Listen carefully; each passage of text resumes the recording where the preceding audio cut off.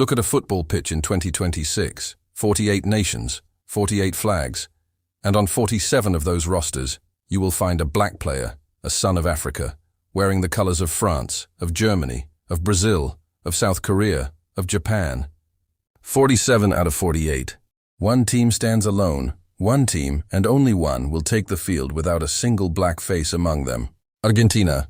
And when the world noticed, when this quiet, uncomfortable fact went viral, the answer from Argentina was simple, almost rehearsed.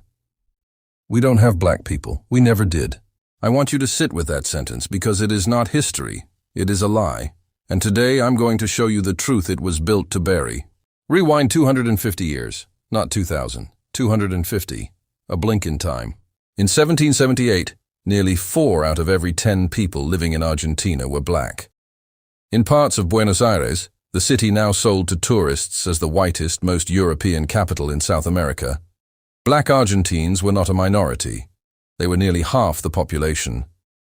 Enslaved men and women, stolen from Congo and Angola, worked the cattle ranches. They built the docks, they filled the churches, the kitchens, the barracks, the streets.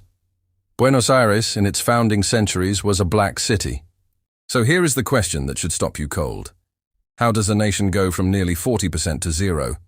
And call it nature? Call it coincidence? Call it just what we look like? It doesn't happen by accident. It happens by design. They took more than bodies. They took the very soul of the culture and rebranded it. Think of tango, the music that is Argentina to the rest of the world, the dance in every postcard, every film, every tourist's fantasy of Buenos Aires at midnight.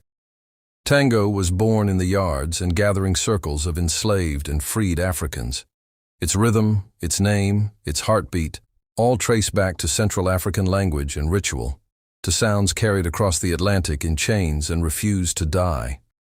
And when black Argentines first played it, first danced it, their own country looked away in shame. It took a boat to Paris. It took white European applause before Argentina would even claim tango as its own. Stolen, laundered through Europe, handed back clean, and the people who created it were written out of the story entirely.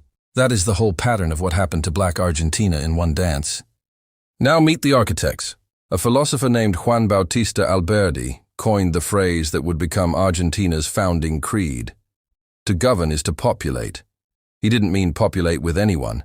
He meant populate with Europeans. It was written into the new constitution. Open doors for Italians, for Spaniards, for Germans. Millions came.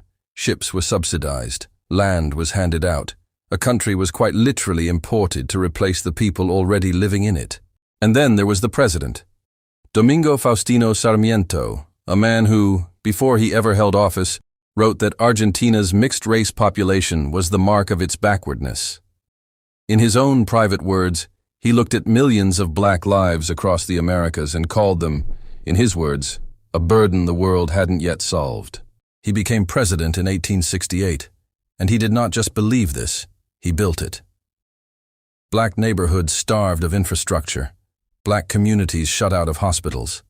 Black men pushed to the front lines of Argentina's bloodiest war, the war against Paraguay, where death and disease cut through them disproportionately. By the time he left office, so few black Argentines remained on paper that the government simply stopped counting them. 1875. One line in a census report. An entire people, erased not by history, but by a decision.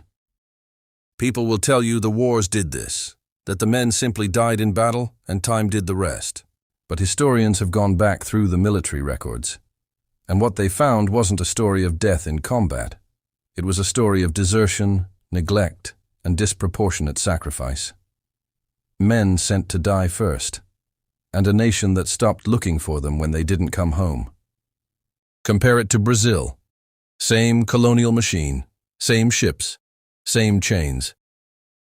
But Brazil did not choose to erase. Today, more than half of Brazil identify as black or mixed race, and it shows on their streets, in their culture, on their World Cup squad. Argentina and Brazil started from the same wound. Only one country chose amnesia. But here is the part they didn't erase, no matter how hard they tried. Afro-Argentines are still here. Organizations like DAFRO, the African Diaspora of Argentina, are fighting today for recognition, for the right to simply exist in the official memory of their own nation. Artists, scholars, families who never stopped knowing exactly who they were, even while their country insisted they didn't.